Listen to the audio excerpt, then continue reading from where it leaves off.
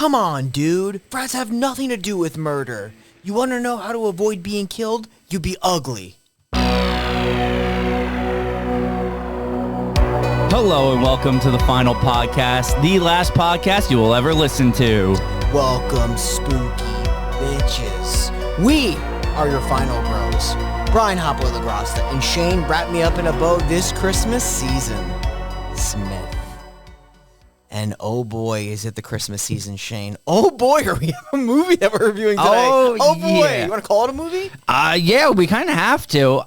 So we started off with Better Watch Out, and I thought it can only go up from here. I was wrong. No, it could go way low. Yeah. This is a movie. This is a movie that we probably should have flopped with A Christmas Horror Story on which one was on the final pod and which one was on Final Friday. Well, seeing as A Christmas Horror Story is way better than any movie that we do this month, speaks volumes to our decision making sometimes. Yes. So we are reviewing Mrs. Claus, probably the lowest budget movie we've recorded on the final podcast. The 2018 slasher flick Mrs. Claus. What does Mrs. Claus have to do with anything? I don't know. So just a little backstory for this movie. When I saw this poster, I thought there was a demonic Mrs. Claus killing people. Like a paranormal movie. It's a person in a rubber mask. A bad rubber mask. Clearly. Unapologetically. But like, I also thought this was supernatural too, because like there's a part where the murder-suicide in the beginning. Yes. The main chick looks fucking possessed by something. Yes. Nope. No. Just nope. No. And the movie's so predictable. Like, I knew who the one killer was the entire time. To be honest with you, I thought it could have been one of two people, and you find out that those two people that it could be, the only people that it could be, realistically, are both somewhat involved. Yes. Because the film is filmed in a way that there's never suspense because everyone's always in a group together. There's never anyone that's like, let me go get a drink, and they're like, oh, maybe they're the murderer. They're always in at least groups of two. So it's like, anybody that ever does slink off the screen just gets killed instantly. You know what I mean? So like, and it's not like maybe did he get killed? No, they get fucking piped down hard. They do. Oh man. This movie will make you hate marijuana. Bro. Brutal scenes. This is absolutely real gut wrenchers. This movie will make you just hate everything. Hate people who do podcasts. I hate podcasts in general. This movie might make you pro-frat after watching it. Well, it didn't make me pro-sorority, I'll tell you that much. I honestly just want to talk about it. Yeah, we're going to get into this. So let's you want to just do it? Let's just jump right into the Christmas spooky pit. Spooky pit. Here we go. Okay, Mrs. Claus, released in 2018. Sorority sisters throw a Christmas party 10 years after a murder-suicide at the same house. This film was directed by Troy Escamilla, and it stars the great Helene Udy as Mrs. Werner, Bryke Stevens as Cornell, Haley Strader as Danielle, Billy Brannigan as Kyle, and Heather Bounds as Kayla.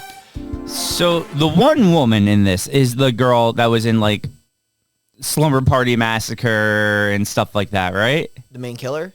Yeah.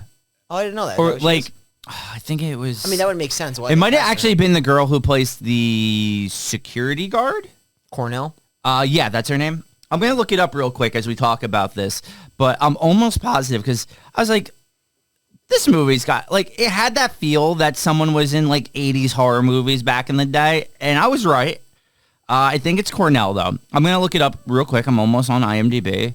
Yeah, all right, so Julia Cornell, a.k.a. her real name is Bryke Stevens, was in such gems as The Slumber Party Massacre and Slave Girls from Beyond Infinity and The Trouble with Barry. All movies that we'll probably review at some point. Yeah. The Trouble with Barry. We have some fucking real winners coming up, though. Oh, the Christmas season. We're just giving out all the gifts. So let's talk about this one. It's going to open with your typical hazing ritual in a sorority.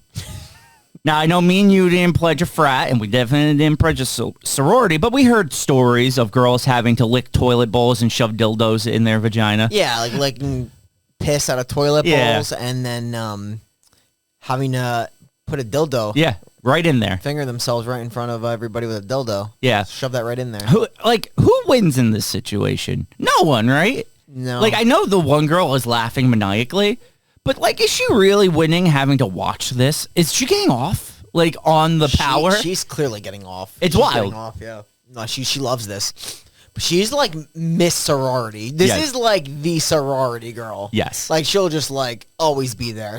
Her family was probably there. Her family after her is clearly there. Yeah. Which, wild that you would even... Her rationale for it is this movie's just bad, dude. A fucking bad movie. Like, everything about her. So yeah, they like just keep picking on this girl, and we cut to like I think it's like 6 months later, and they're all together now, and they're like giving gifts, and the girl who had to lick the piss toilet is gifted the dildo. So, great question. The transition you said 6 months later, is that specified? No, I don't know. Because it literally looks like cut scene and they're at a party. Yeah. I just assume, like, it's just one of those things. I guess in my brain, most movies are like 6 months later. I just assume this movie did it. So it's Christmas time. It is. They're giving gifts. And like there's a fucking god-awful montage. Oh, no. Dude. It's so bad. This is like the Mrs. Claus of montage. It's so bad. The one main girl, she's like, I can't wait to get my gifts. And like, oh my God. But she gives gifts to, I forgot, what is the girl's name? The main girl? The bullied girl. Oh, the bullied girl? Angela. Angela. I'm pretty sure. Oh, like from... Sleepaway Camp? Yeah. Is that an homage?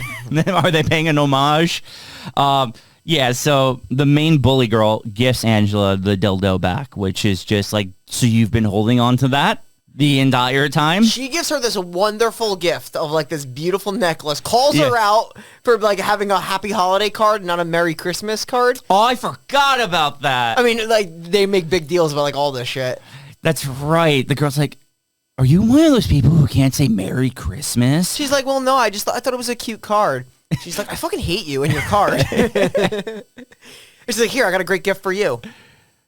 It's the dildo. Yeah. Just, why are you holding on to that? This is just honestly she's just like a really bad human being. She is the worst. She's the worst. Like, she's like, oh, thanks for the gift, but this, and calls out the fucking card. Like, why would you like just accept the gift? Yeah. I mean, who cares? It's just a card. No one cares about the card anyway. They just it's want going in the fucking trash. Hey, exactly. You keep it until Christmas ends, and then you just never mind. Yeah. Unless there's like a heartfelt message written in it or something. You don't think this was heartfelt enough? Well, it was, but I guess she just wasn't feeling. Well, it. she hates Christmas. She does. She does. Yeah. So Angela's gonna have absolutely enough of this shit. She's going to sneak into the bully girl's room at night, straddle her, and then repeatedly, graphically, stab her in the chest multiple times. And you really hear it. Yeah. There's a lot of squishing. I'm kidding. What do you mean? There's no sound effects. Isn't there? Well, I think the first one is, and then afterwards, because they repeatedly do it, there's nothing. I think the first one. There's a squish, right? Yeah, but after that, there's nothing. Like, which I actually don't even think would be the noise you would hear. Like, no, because she stabs her. She stabs the girl that does the bullying, literally like 475 times. Yes. Like, it's legitimately like it keeps going. She's just stabbing mush at that point. Well, yeah, because they show like just innards or whatever. And I love it. I love it because like she's like recklessly like doing it. Yeah. She's like, she's just going to town. Head bopping. Just going to town. And then she just, I don't even know what she hangs herself on. A fucking tree branch. It is a tree branch? Okay. Looks like the devil's tree or something. Because like you said, after she hangs herself here, she looks demonic. She looks possessed throughout this whole scene. It looks like she even may have enough contact lenses in her. Her eyes are wide-eyed. Yeah. And they look like, clearly like something's taken over her, but that's not the route they go at all. No, and that's the thing. I was like, okay, this is going to be like maybe like the spirit of Mrs. Claus like haunts the sorority from now on. It's nothing like that. It's nothing like that at all. Mrs. Claus is really not tied in whatsoever to this movie. So we're going to cut to the future, and there's our new main character, Danielle. Yes. And she's talking to her boyfriend, who's like, why are you pledging this sorority? This is, what do you call this? A talk? Like, this is literally like, just like the exposition. Like, they have to fill in the story, even though normal conversation of her in the shower they would be like, hey, you going to the party tonight? But no, they're like, I can't believe, like, why did you decide to pledge the sorority again? Like, please fill us in. Tell the audience, because we've had this conversation before, but they need to hear it. Like, we really need to know. Like, your sister died 10 years ago. Now you're pledging. What's going on? And she basically is like, it's an homage to my sister. She's like, I want to honor her memory. Yeah. But, like, I feel like that's just bringing up PTSD. Man, I don't know. In any case, yeah, this is the sister of the girl, the bullied girl. No, sorry, the bullying girl. Yes. The bully. Yeah. We get perspective of the bullying girl's sister, who now gets a Christmas card from No, she doesn't get a card. She gets an email. Mrs. Claus works through emails in this movie. Yeah. Mrs. Claus is... Mrs. Claus is like, it's just like... It kind of makes sense to with who's the killer. Yeah. It would be fucking email in 2018. I'm assuming that's the time period. Yeah. She's like, you're going to die. It's a bloody Christmas or something like that. Actually, I think that the sender is from Mrs. Claus 2005, if I'm not mistaken. All right. So it's like, maybe that's the year her daughter died. Probably. That makes sense because at 10 years, yeah, maybe. Yeah. Yeah, so, okay. All right, we're making sense of this movie. And this movie's short. It's like an hour and 22 minutes. Yeah, this is a sit. Definitely on Tubi, though. It is on Tubi. Definitely watch it. Well, this holiday season. Yeah, if this was the final Friday, I'd be giving this a thumbs up at the end. It's a must-see. I probably would, too. Like, this is definitely like, you have to experience this. Yes, 100%. So, we're going to meet now a couple. It's Sophie and Kyle. Is it Kyle? No, is this one Kyle? No, this is Grant. Grant, the hot boy. Everyone thinks he's so hot. They always talk about. Everybody talks about him. Him and Sophie are just getting it on in the bed. And Sophie's gonna have to make a choice. Yeah. To stay or leave, and she's going to leave instantly. Doesn't even hesitate. Because Grant couldn't make it more obvious that she's just a fuck. Yeah. Like he could not make that more obvious. Yeah. He's like, why do you keep bringing up this shit every time we fuck? Yeah. Like, why are you trying to ruin a good thing? There was no good thing. They're just a fuck. Yeah, like it just is what it is. Sophie's gonna be like, yeah, I don't think I'm gonna go to the Christmas party. I'm just gonna go pick up my stuff and go home. Exactly, without an accent. Yeah. Did I give her an accent? No. Oh, okay. But she definitely has one. God, I would. What? Oh, she does. Isn't it like it's pretty thick, right? It's a thick one, yeah. She's a foreign exchange student. I'm just honestly just waiting for you to rip out an accent. It's okay. You didn't do it. No, I'm sorry. No. Did I let you down? No. You're good. You're good. Yeah, I didn't do it. I'm proud of myself. Also, probably because I back. forgot she had an accent until this very moment. I mean, look, we're in the middle of right now when we're recording this, we're watching the World Cup. And by watching it, I'm really not watching it at all. But the U.S. was currently losing to the Netherlands. 2-0. Oh, it's 2-0. Yeah. It's not good. Yeah, and it's in Qatar. And how many people? You're talking about like tens of 20s of 30s of 60s millions people watching this? Yeah. Tons. While I'm sitting at home watching Colgate versus Auburn. It's the better game. I know. Who won last night, Colgate or Auburn? Auburn beat them like by 30 points. So I definitely should have done like the plus 14 spread. Yeah. I mean, minus 14. Oh, well, poor Colgate. All right, so Sophie's going to go. She's going to pick up her stuff. She's going to go back to her car. And then in the back seat of her car is in what I can only describe as the best mask ever put on a killer. Literally you actually terrible. see like the space between the mask and the person's eyes, and like I have legitimate beefs and questions with this scene as well. Is it the fact that she's going to strangle her and cut her throat with Christmas lights? Yes. Yep. I don't think that works that way, right? No. Number one, I question the woman's strength, just knowing who the killer is. Yes. And putting her age into question. I question her strength to be able to even get this off. Agreed. Number one. But let's just say she can. Yes. Number two, are these razor blade Christmas wires? Yeah, that was my thing too. It's like, unless, like, I would understand maybe you're pulling so tight, like a light goes in, but it wouldn't carve her throat. It's the whole wire, Yeah. and it's carving her throat. Yeah. Would not happen. This would not penetrate your There skin. is no Christmas lights that sharp. No. It's Like buzzsaw Christmas lights. I don't think so. Those don't exist. No.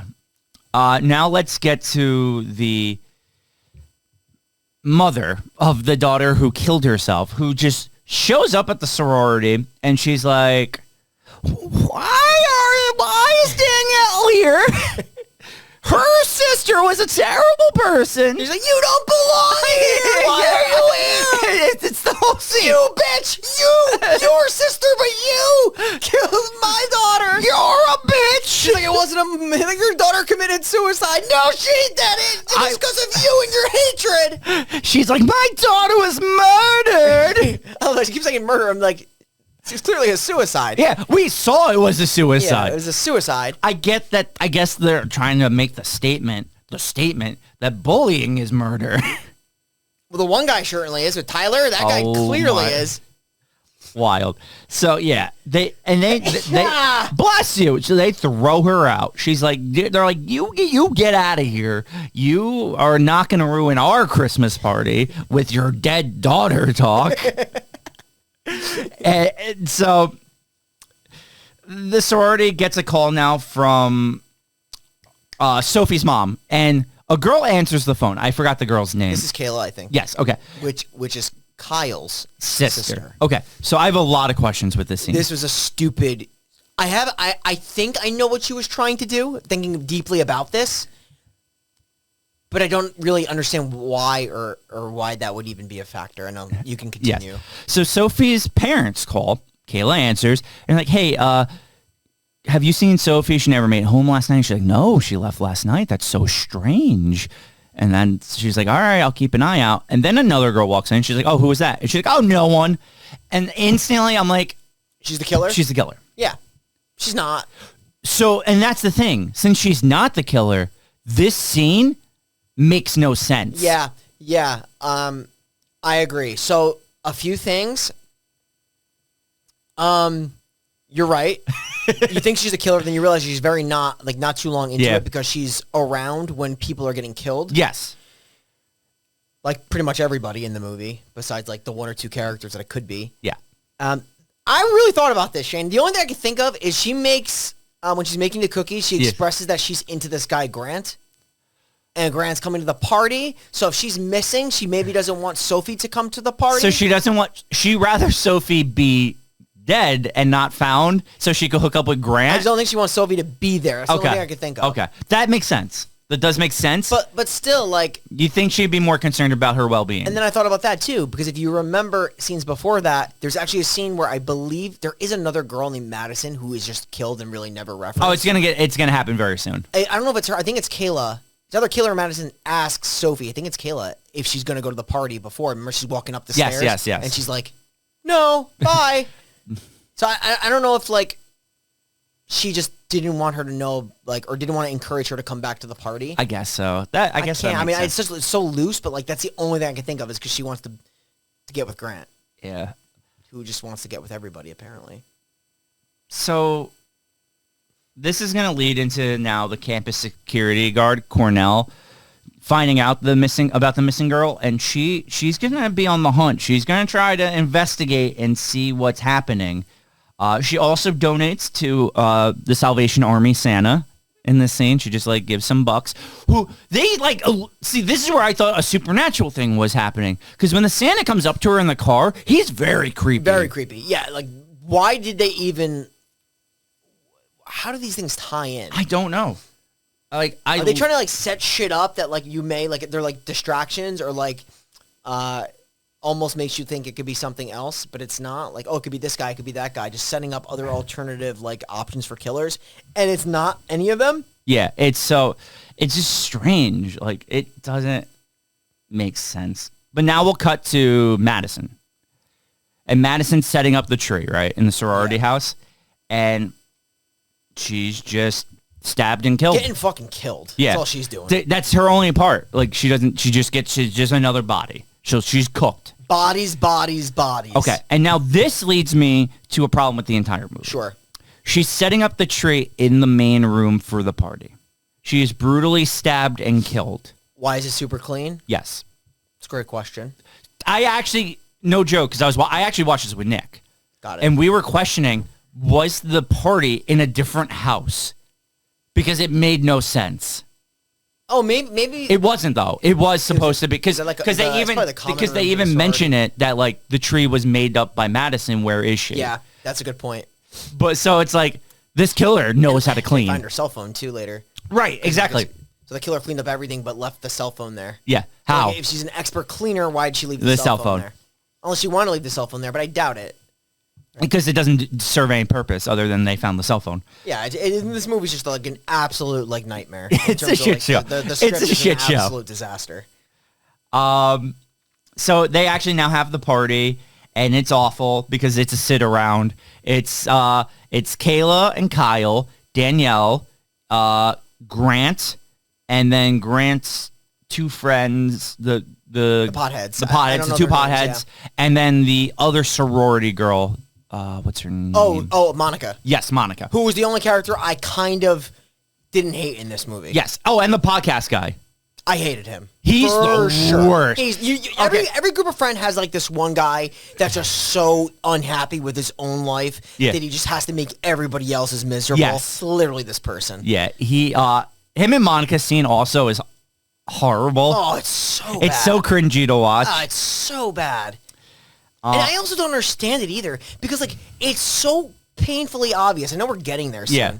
That, like, she's into him. And it seems like he's into her. Yes. She had, like, every right to kiss him because... 100%. He's like, he was like... And then all of a sudden he drops the fucking pride flag on her. Yeah. And it's like... She's like, I would be thrown off guard, too. Because he led her on. Like, yeah. It's like he led her on. And then he's like, I'm gay. And it's just like, well, dude... Let her know, like... He's like, I'm the furthest thing from straight, and he let her. Yeah. He let her on. It was like a sick game. He's the real psycho. He's a psycho, yeah. So they're going to be at the party, like we said. Campus security's going to show up, and she's like, I don't care about your drinking, but I care about Sophie. Yeah, she's asking about Sophie. You know, they're all making jokes. I fucking hate the potheads who keep talking about Rent-A-Cop. That was, like, the worst joke ever. Bro, like she's fucking campus security. Yeah. Like, she can do what she wants. She's literally a missing student. Like, what the fuck's wrong with you? You're an adult. I hate that in movies. Not just this movie, where they don't treat the missing person as, like, a serious thing. Like... Or, like, they disrespect the fact that this person's not a cop. Yeah. Like, they're just doing their job. It's literally their job. It's security. They're making sure everyone's safe on campus. Yes. And it's not... And the security guard wasn't even hassling them about the drinks. Literally was letting that slide. Missing person, and nobody wanted to have the conversation. Yeah, but they do find out that Kayla lied. This is where they surfaced, and then they ask her, "Why did you lie?" And she's like, "Ah, it was nothing." And they accept that. No one questions it. Yeah. Everyone's just like, "Okay, yeah, we all lie from time to time, especially about missing persons." Gaff. It's a goof. It's gaff. Goof.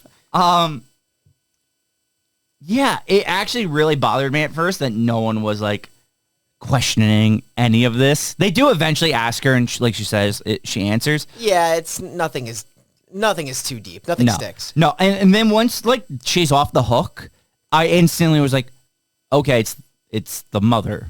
Yeah. Oh yeah. When you know it's not Kayla, you know it's the mom, and it's just like secured because, like I said, everybody's in groups and people are getting killed at this. Yes. It's absolutely the way everyone now starts to die. It's like very blatantly obvious. Yeah, there was a point in time where I did like assume it was the mother, but then like I thought like at some point like there's parts where Cornell's not around. Yes. So I'm like, oh, it could be Cornell as well.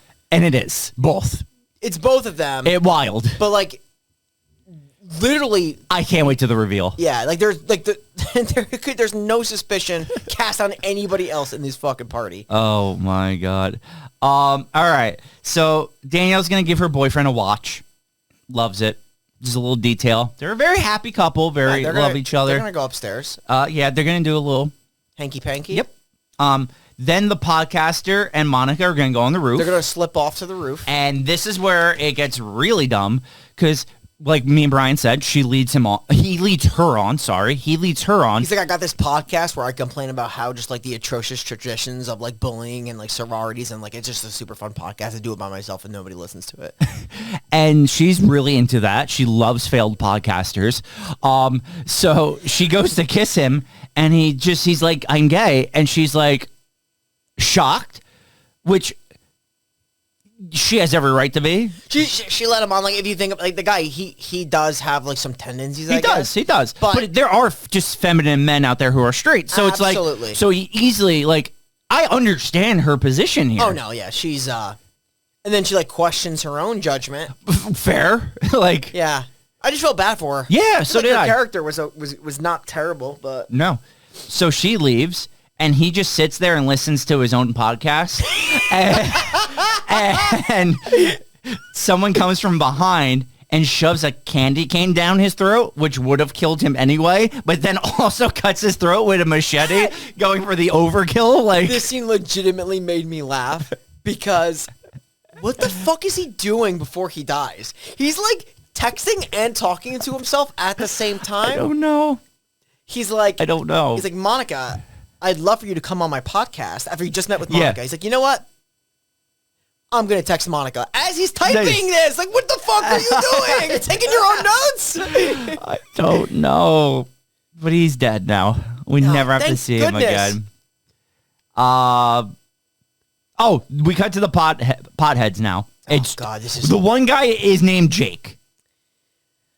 This scene is absolutely... I just want to get this over with. Okay. As soon as possible. Okay. Because, like, yeah, we've said it multiple times. Like, the whole pot circle thing is just so dumb. Yeah. And, like, they really, like, triple down in here. Yeah, because these two, their whole characteristics are just pot. Yeah. That is their character, is pot. Do not talk about anything else.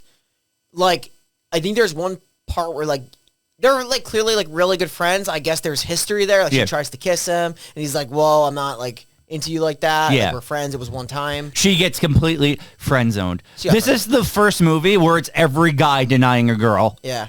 Like, every guy's just like, yo, I'm gay. Yo, we're just friends. Yo. Yeah, you're only a good fuck. Yeah. Like, that's it. I just want to fuck. So, they're deaf, too. Yeah, let's just kill them. They die together, at least. They do. So they, like, aren't they, like, hugging? They're, like, hugging it out. They're hugging out friendship. This is the most... So it's not blue balls. It's, like, blue pussy, like, hug of all time. And... It's like Indigo Snatch. So they get stabbed together. So they end in a loving embrace for all of eternity. That's true. So now, like, half the cast is dead. Mm-hmm. And you know who the killer is. yes, because you know Monica was just with a guy who got killed. It'd be impossible to have killed Tyler. Yeah. You know that Kayla, Kyle, and Danielle, and...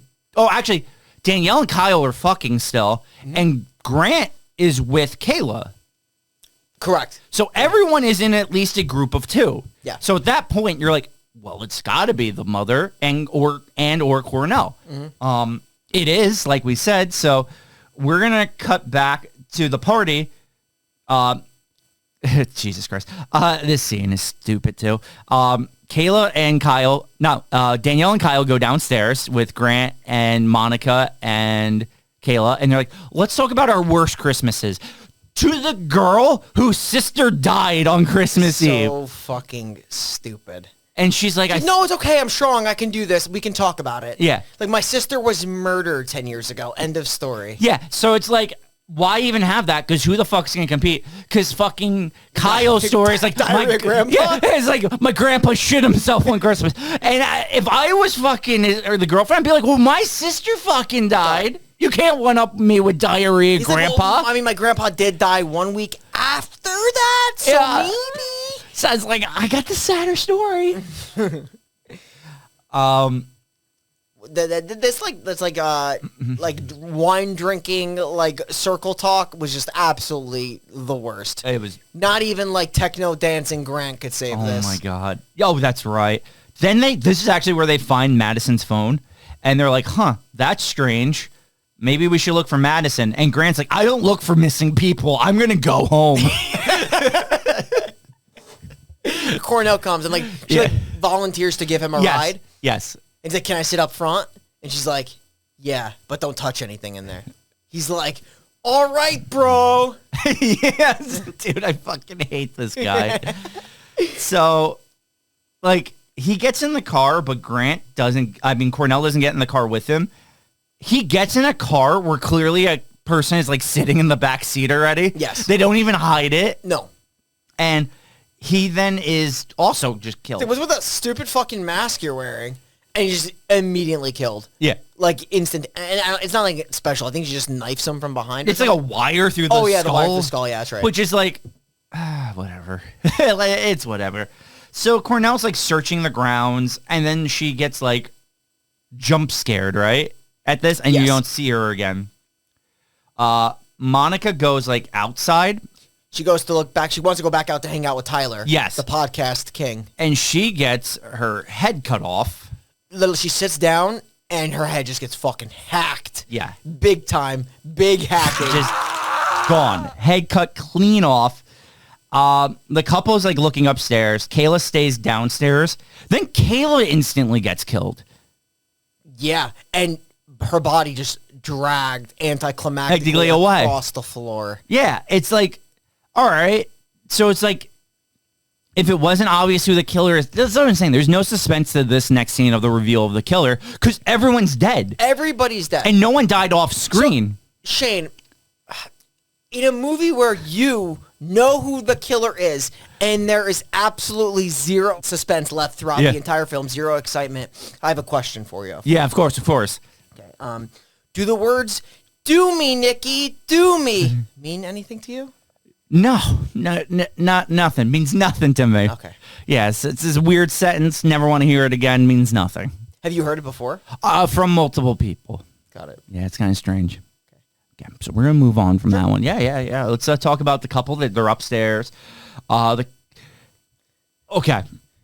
We got something here? Yeah, because I believe the couple goes and hides in the bedroom, but they forget to lock the door, so the killer just opens the door. Yep. Like, they didn't barricade the door. They didn't even attempt to lock it, like with a simple lock. Yeah. Just let the killer waltz in, and then the killer reveals that it is indeed the mother. And you were fucking shocked. Oh, I couldn't believe it. Who would have thought the only character alive in the movie was the killer? The only one that tossed out a threat to this group was the killer. Yeah. You! You! I'm going to kill you for your sister dying 10 years ago. I thought was like ridiculously ironic and hilarious about this movie is that the reason for her to kill this person, obviously because it's her own daughter that like was bullied and committed suicide, but the victim, like the person that she wants to kill and torment, her sister died 10 years ago, and she did nothing. Yeah. Her sister died, and now you want to double down on her misery by exacting that revenge back on her. Yeah, it's wild. It's a wild plot. Your sister died, I'm now killing you. Yes. Deserved. Very well deserved. It makes sense. The movie makes sense. She's going to... So it's... Before anything actually happens, the cop is going to walk in, and they're like, it's her. She's the killer. And the cop's like, I know. They like a hug. Like they literally do this by she like stabs Kyle. Like this is like yes, this is the reveal. Him. He falls on the floor. Yeah. And Kyle is just bleeding out. And then like without hesitation, the cop then kills the killer, the mom. That even though we have just found out they're sisters. They're sisters. She's like, they make this big reveal. She stabs her and then just absolutely, she takes the knife and just hits her on the head with it. Yes, like, and just kills her. And then you'll never have to worry and have this stress ever again. Your revenge is done. That is the logic of this movie. So the logic of the movie is that the cop killed her sister because even though her sister got her revenge, she never would have been satisfied. So she took her out of her misery. That is the logic that is being thrown at us. Oh, and it gets worse too. Literally, this whole next part was like the icing on the fucking Miss Claus cake. Because like what happens is she knocks out Danielle. She knocks her out to put her in the same bedroom where her sister was murdered to kill her there.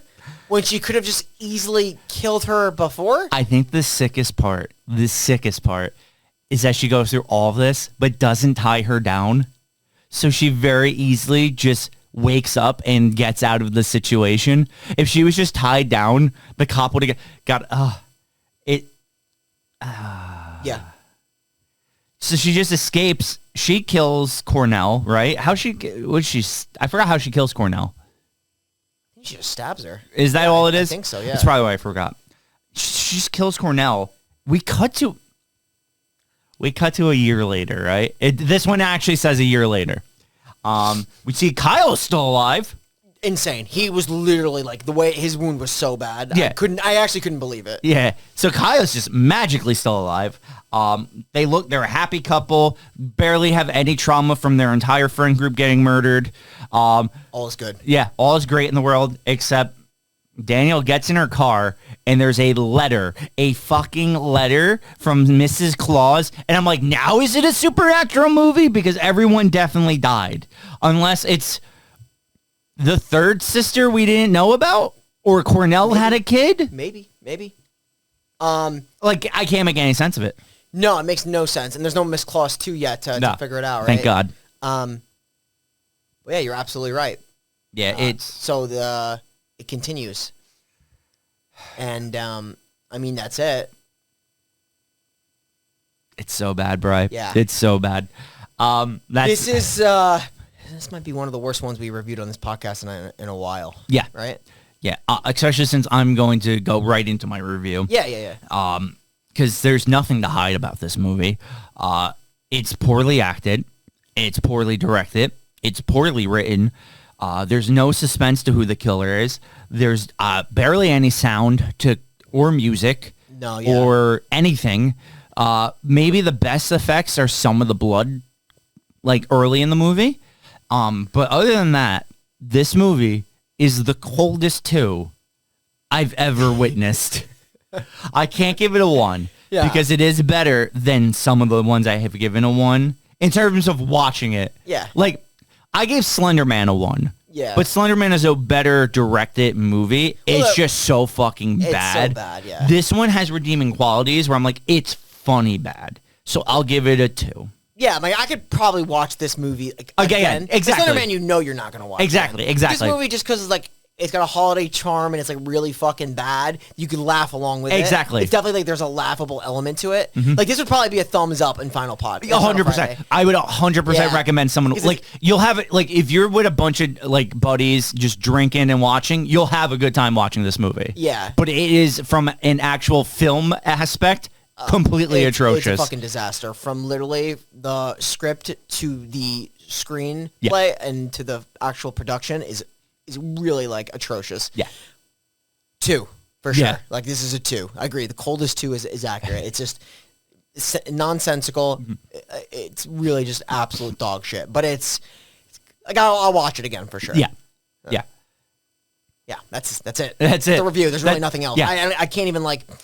Everything you said is true. I'm going to parrot your points. Like, the acting is literally, it's horrible. It's laughable. The tone is just really weird, and Mrs. Claus doesn't tie in whatsoever. The title is just useless. Completely misnomer. And also, not only that, like you said, they spark up other storylines. You think, oh, it might be this creepy Santa Claus. Like, never seen again, like, or referenced. What? Like, who drops the letter? Yeah. No, but they're just like these wild things that make no sense. Yeah. Why do they have the storyline of Kayla potentially being the killer with no rationale and no payoff and no payoff? Yeah, to her, misleading Sophie's mom. Because even when they call her out on it, she's like, "eh," yeah, and they're just like, "Okay, yeah, we got that." I guess. Do we even have to? I think so. Necroclaim? I think so. And Okay. I think you're going to like the ones that I'm thinking. All right. Well, I'll tell you my 2, and you can tell me which ones you think. Okay. I think the clean hack of Monica was a good kill. Yes. Actually, you know what's another pretty good kill? Now I'm thinking about it. Tyler. Because he got like that fucking... The candy cane in the throat. Shoved in his throat, and then he got his throat cut. But then there's also... the Angela suicide, which needs some recognition because the way she fucking like... Okay. She looked like a fucking rotisserie chicken just getting cooked out there. Oh my God. Like that's what her body looked like. So that's what I have it between. My 2 actually were the fucking Sophie kill. I thought was so implausible. Yeah. But I do the Angela kill at the beginning. Angela is going to be my submission because it was literally just so long and so terrible. God, that's tough because I'm gonna say we'll do Angela and we'll do Sophie because okay. I don't know why I love an implausible death. Yeah, it's ridiculous. All right, so which side do you want to make what? It doesn't really matter. All right, we'll do. This is the Yellow King side. We have Yellow King, and then we have the symbol of the Yellow King. All right, so we'll do the Yellow King is Angela, the other Symbol side. Sophie.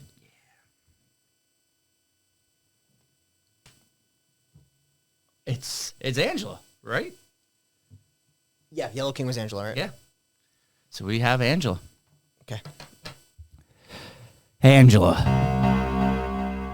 your death led us to believe this movie would be a demonic Mrs. Claus seeks revenge for the fallen, for the begotten, for the bullied.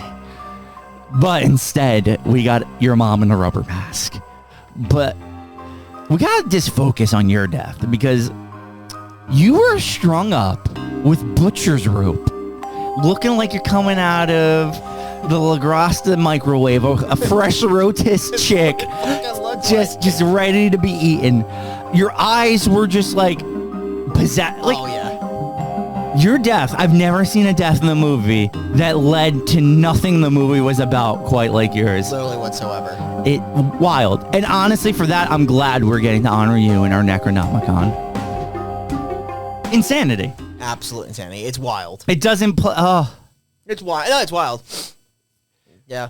You know what else is wild?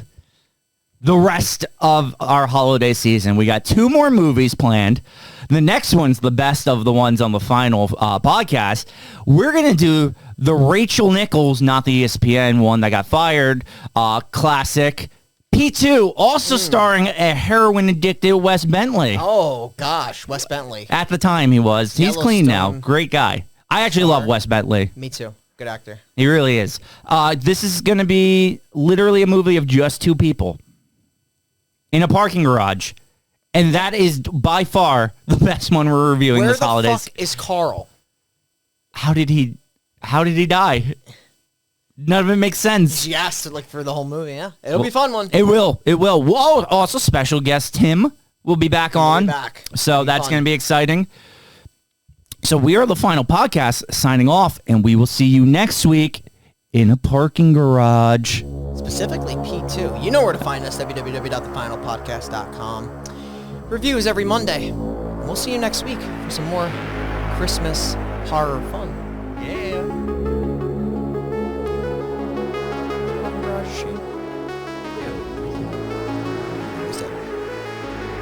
We'll see you next week.